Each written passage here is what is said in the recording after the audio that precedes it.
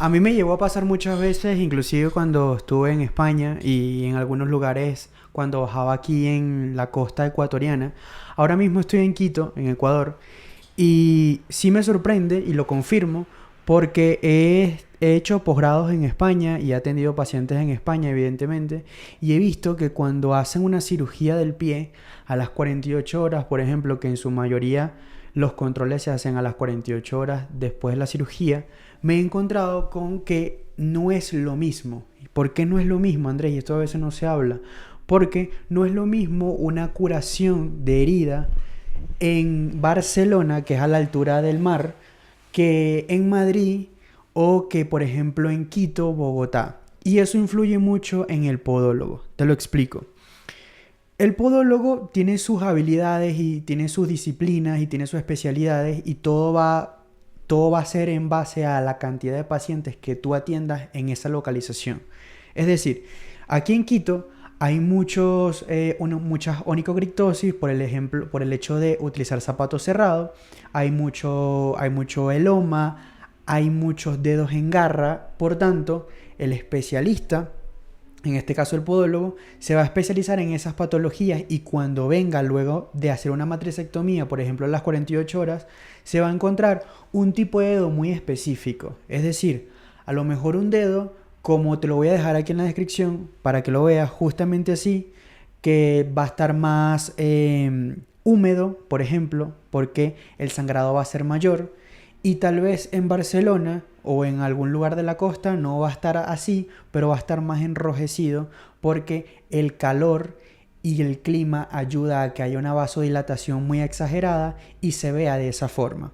Entonces, ¿qué quiero decir yo con esto? Que no es lo mismo un podólogo de Quito a un podólogo de Guayaquil, que es el mismo país, pero son diferentes ciudades.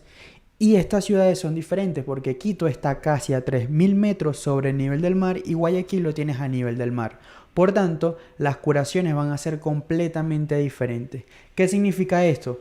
Que las personas que viven en la altura, una altura aproximada de mayor de 1.500 metros sobre el nivel del mar, van a generar mayor glóbulos rojos. ¿Por qué? Porque hay mucha presión atmosférica. Eso hace que tu cuerpo necesite producir mayor glóbulos rojos para que produzcan más hemoglobina, más plaquetas y puedan llegar todos tus oxígenos a los tejidos. Entonces, estas personas se van a curar mucho más rápido, ese es el punto.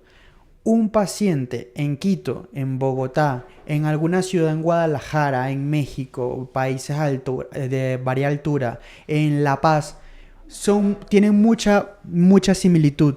Ahora, un paciente de Guayaquil, del Caribe, de Barcelona, de la parte sur de Francia, tiene mucho que ver porque son muchas patologías que son similares.